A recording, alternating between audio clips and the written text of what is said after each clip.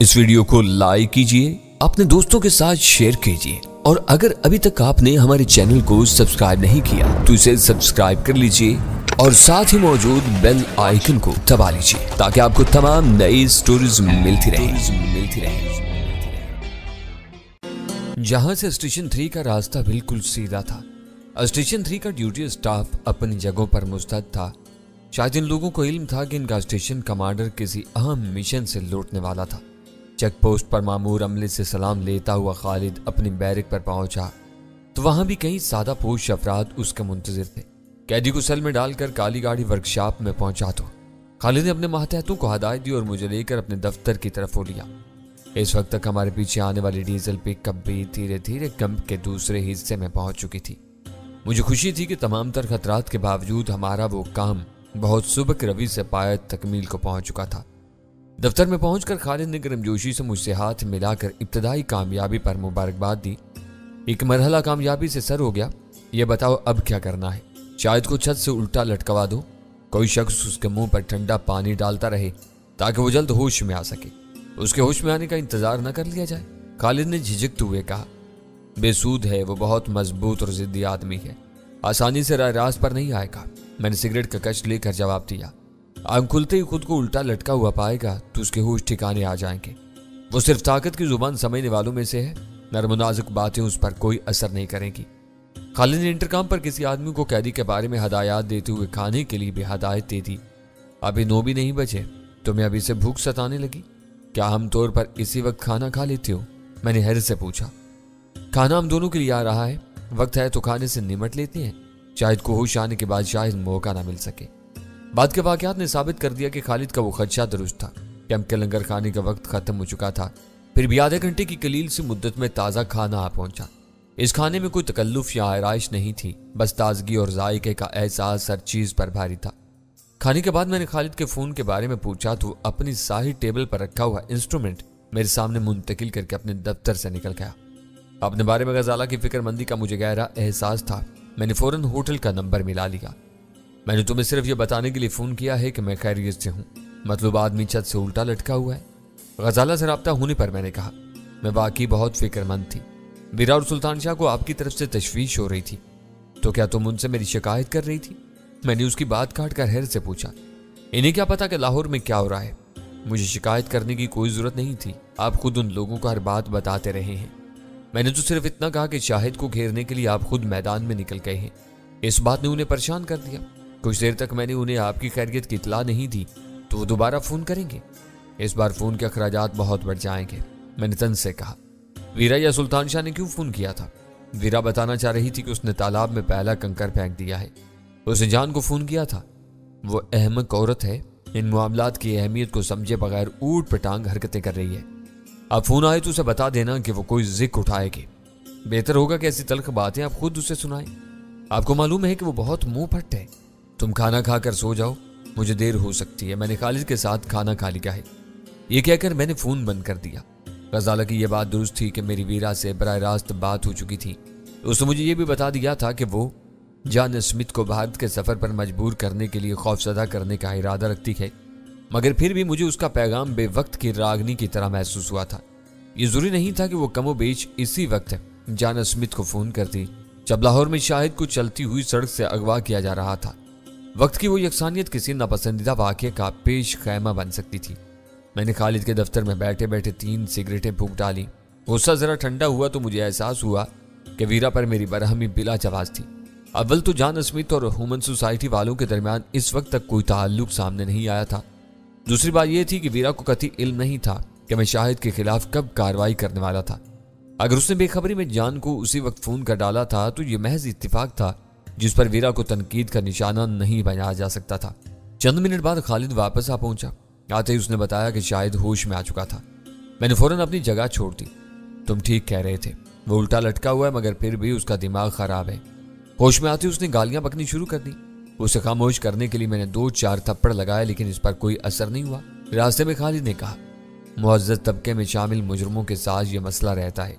खुद को नरगे में पाकर वो नर्वस हो जाते हैं और किसी मुजामत के बगैर हथियार डाल देते हैं या फिर चिराग पा हो जाते हैं और बरहमी का मुजाहरा करने लगते हैं। वो इस हकीकत को कबूल करने पर आमादा नहीं होते کہ وہ مکافات عمل سے دوچار ہو چکے ہیں۔ جب تک ان کے اعصابی مزاحمت کو بے رحمی سے کچل کر ختم نہ کر دیا جائے وہ زبان کھولنے پر آمادہ نہیں ہوتے۔ شاہد کا تعلق کسی دوسری قسم کے مجرموں سے ہے۔ وہ کافی دیر سے الٹا لٹکا ہوا ہے، اس کا سارا جسمانی نظام تلپٹ ہو کر رہ گیا ہوگا، مگر اس کا گھمنڈ ابھی تک برقرار ہے۔ میں نے اسے زیادہ چھیڑ چھاڑ نہیں کی تاکہ ابتدا ہی سے تم اسے اپنے طور پر نمٹ سکو۔ خالد نے وہ بات بہت سیدھے سادے انداز میں کہی تھی، لیکن مجھے اس کے الفاظ میں ایک چیلنج سا محسوس ہوا۔ ہمارے درمیان مزید کوئی بات نہیں ہوئی۔ ہم برآمدے کا پختہ فرش طے کر کے اس کوٹڑی تک پہنچ گئے جس کے دروازے پر خالد کے 3 آدمی نظر آ رہے تھے۔ وہ تینوں سادہ کپڑوں میں ملبوس تھے اور مسلح نظر آ رہے تھے۔ ایک شخص نے بڑھ کر ہمارے لیے دروازہ کھولا اور ہم دونوں کوٹڑی میں داخل ہو گئے۔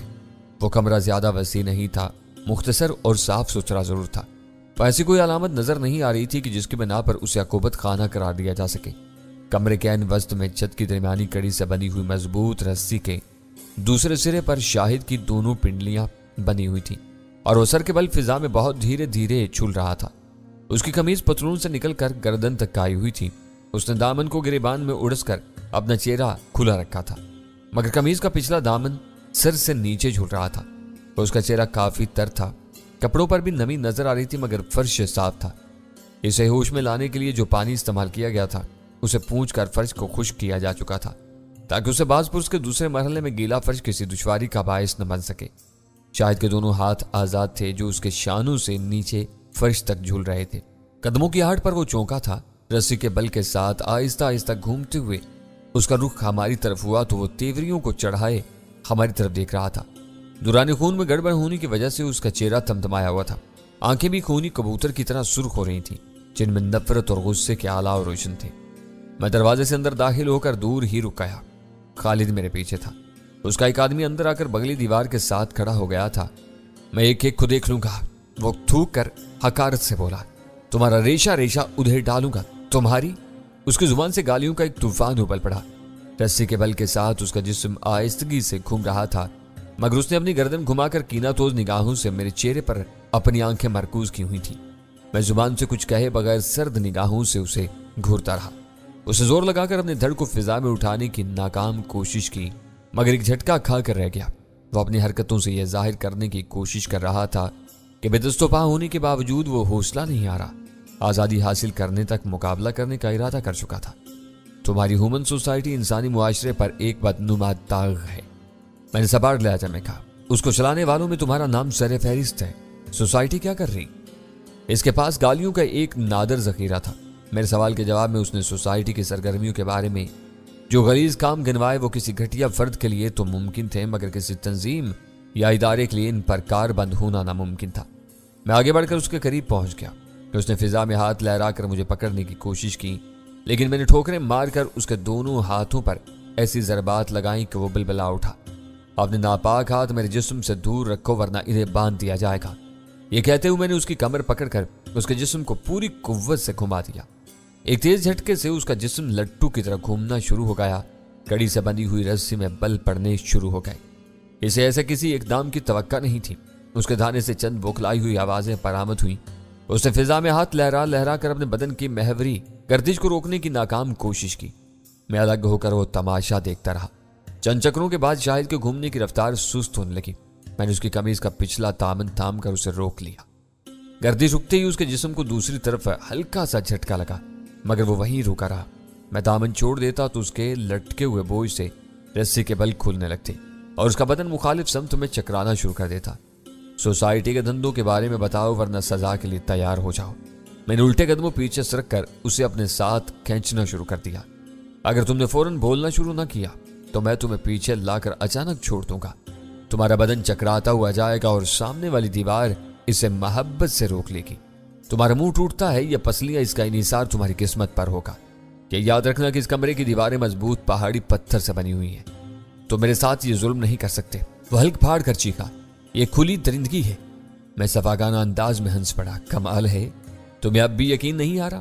چلو پھر اصل تماشے سے پہلے ٹریلر ہی دیکھ لو، پوری بات تمہاری سمجھ میں آ جائے گی۔ دیوار سے ٹکرانے کے بعد بھی تم کسی آزاد پینڈولیم کی طرح آگے پیچھے جھولتے رہو گے۔ سائنس کی زبان میں اسے سمپل ہارمونک موشن کہتے ہیں، تمہاری زبان میں پینٹی کہا جا سکتا ہے۔ میں نے اسے چند فٹ پیچھے لانے کے بعد اچانک چھوڑ دیا اور اس کا جسم چکراتا ہوا तेजी से दीवार की तरफ हो लिया। इसने गहरे पानी में डूबते हुए किसी अनाड़ी की तरह फिजा में अपने दोनों हाथ लहराने शुरू कर दिए, मगर उसकी वो कोशिशें बेसूद साबित हुई। उसके सर का पिछला हिस्सा शानों समेत दीवार से जा टकराया। धमाके की आवाज उसकी तेज और बेसाख्ता चीख में दब कर रह गई। वो उस हल्की सी ज़र्ब से बेजान सा हो गया था। यह ट्रेलर था, अगली बार तुम्हें पूरे फासले तक खींच कर छोड़ा जाएगा और यह अमल बार बार दोहराया जाएगा। मैंने उसे आगाह किया, तुम्हारे सर, चेहरे, शाने और बाजुओं के बेशतर हड्डियां टूट फूट जाएंगी। इस वक्त तुम कुछ बताना भी चाहोगे तो बोलने के काबिल नहीं रहोगे। तुम्हारी तवाज़े जारी रहेगी और आखिरकार तुम यूं ही सिसक सिसक कर मर जाओगे। तुम उल्टे लटके हुए हो, कुछ नहीं कहा जा सकता कि तुम्हारी रूह कहां से खारिज होगी। तुम सफाक दरिंदे हो, पता नहीं मुझसे क्या चाहते हो।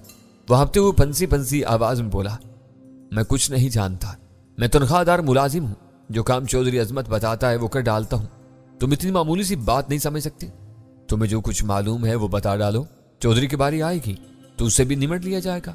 इस पर अपना दबाव बढ़ाने के लिए मैंने एक मर्तबा फिर उसकी कमीज का दामन पकड़ा और उसके बदन को पीछे खींचना शुरू कर दिया। इस मर्तबा उसने मुझे पकड़ने की कोशिश नहीं की थी। वो चुप रहा। मुझे अंदाजा हो गया कि उसकी सोच में तब्दीलियों का अमल शुरू हो चुका था। उसे राह रास्त पर लाने के लिए मजीद सरदमहरी और सफाकी के मुजाहरे की जरूरत थी। मैं अपनी बात कह चुका था, बोलने की बारी उसकी थी। उसने जुबान नहीं खोली। मैं उसे जहां तक खींच सकता था खींच लाया, फिर मैं मजीद कुछ कहे बगैर इत्मीनान से उसे छोड़ दिया। इस बार मैंने दानिस्ता रस्सी में बल नहीं दिए थे। वो शायद मेरी तरफ से किसी वार्निंग की आस लगाए बैठा था। जिस्म की हरकत में आते ही उसने तड़पना, बिदकना और चिल्लाना शुरू कर दिया। उसका रद्द-ए-अमल बाद अज वक्त और बेसूद था। तीर कमान से निकल चुका था। उसने खौफजदा होकर अपने दोनों हाथ फैलाए और हथेलियां सीधी कर दी। इसके साथ जो कुछ हुआ वो उसके लिए यकीनन अजियतनाक रहा होगा। उसका वजूद 2-2.5 मन के करीब वजनी रहा होगा। उसे दूर तक ले जाकर छोड़ा गया था। उसकी हथेलियां छपाकों के साथ दीवार से टकराई और जोड़ों की हड्डियां बोल गईं। कोहनियां मुड़ते ही उसका चेहरा दीवार से जा टकराया। हथेलियों पर जोर आ जाने की वजह से उसके चेहरे की ज़र्ब की शिद्दत में कमी आ गई थी, मगर मजमूई तौर पर वो बिखर कर रह गया था। रोको, रोको, मुझे रोको, मुझे इस सूली से उतार लो। वह हंपते और कराते हुए गिड़गिड़ाने लगा। मैं तुम्हें सब बता दूंगा। ये खेल दिलचस्प है, इसे जारी रहने दो और मजीद सोच लो। मैंने बेरहमाना हंसी के साथ उसे मशवरा दिया। उतारने के बाद तुम्हारी नीयत बदल गई तो तुम्हें दोबारा ज्यादा लंबी रस्सी से लटका दिया जाएगा, जिसे ज्यादा दूर तक ले जाना मुमकिन होगा। इससे तुम्हें ज्यादा चोटें आएंगी। मुझे कुछ नहीं सोचना। वो बुलबुला उठा।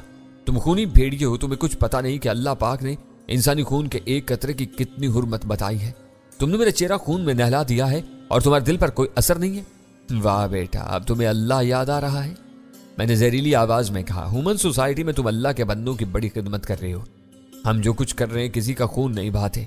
वो गहरे गहरे सांस लेते हुए बोला, हमारा दामन बिल्कुल साफ है। कसूर से आने वाले ट्रक में क्या आता है और कहां भेजा बल्कि बेचा जाता है? मैंने सर्द लहजा में पूछा। मुझे उतार दो, मैं हर बात बता दूंगा।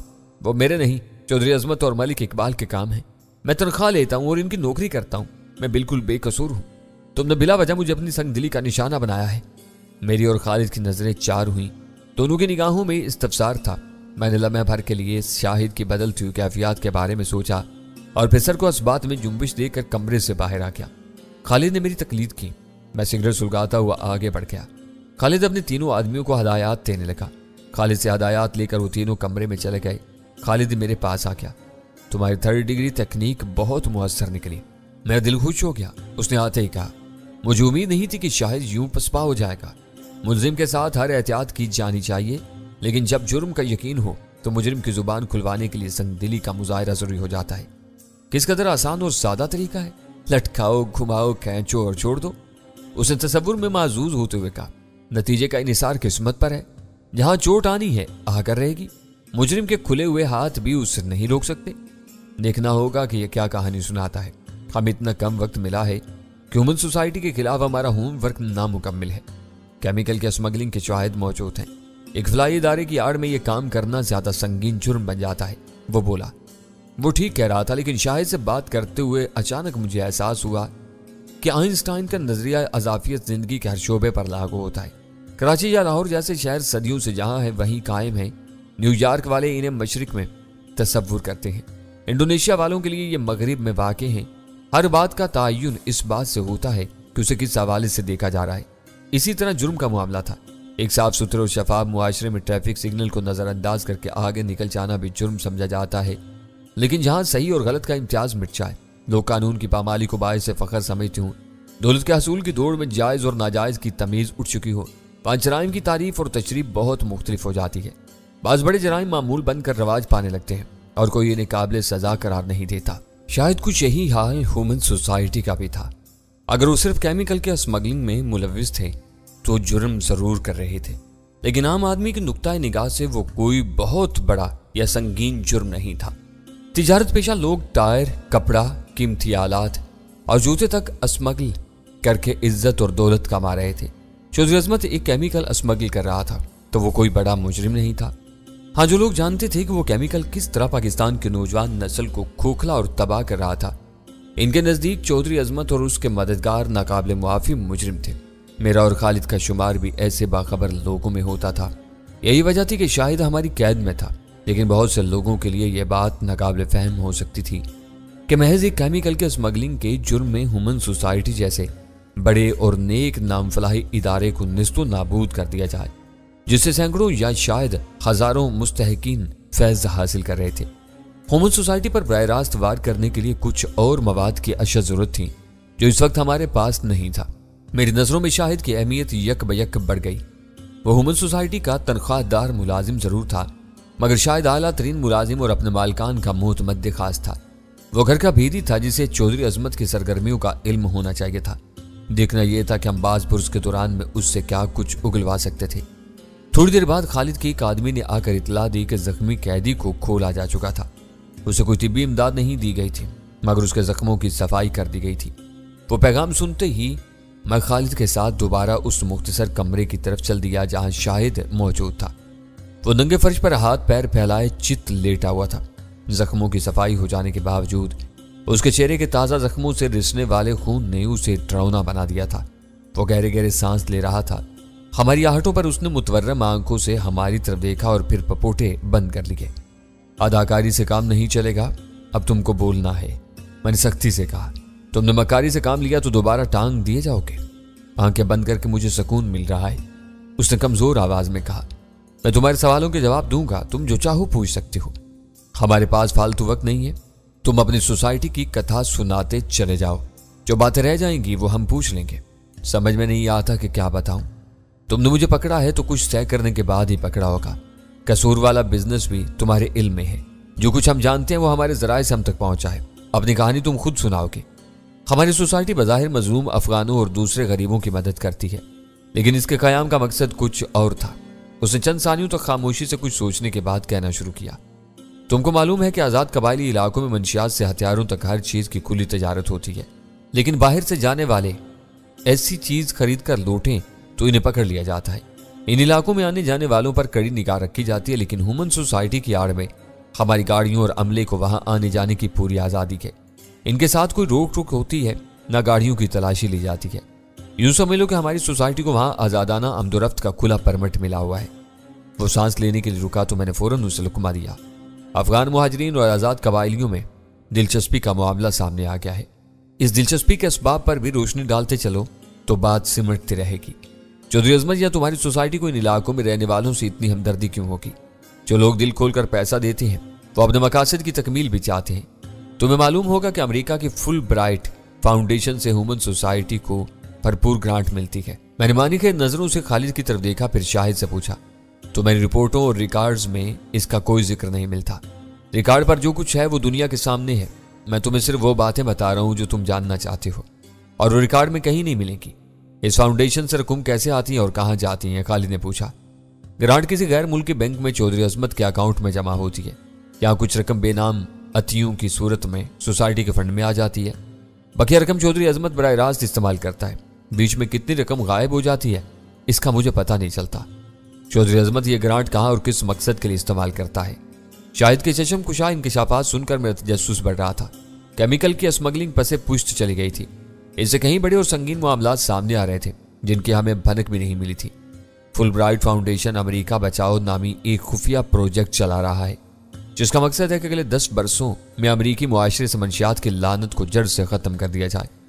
یہ پروجیکٹ جنگ، مقابلے اور قانونی اسداد کے بجائے سرمایہ کاری کے اصول کے تحت کام کر رہا ہے۔ وہ لوگ جنوبی امریکہ اور ایشیا کے ملکوں میں بڑے پیمانے پر سرمایہ کاری کر رہے ہیں، चौधरी अजमत को कबायली इलाकों से हेरोइन की ज्यादा से ज्यादा मिकदार खरीद कर यही तल्फ करने का हदफ दिया गया है। हमारी गाड़ियां यहां से इमदादी सामान लेकर उधर जाती हैं और वापसी पर हेरोइन के चंद थैले लेकर खामोशी से लौट आती हैं। वो बिल्कुल नई इत्तला थी। शी खत्म हो गई थी मगर उसका नजरिया जिंदा था। शी हेरोइन की मकामी पैदावार को मकामी मंडियों में खपाने के मजमूम मंसूबे पर काम कर रही थी।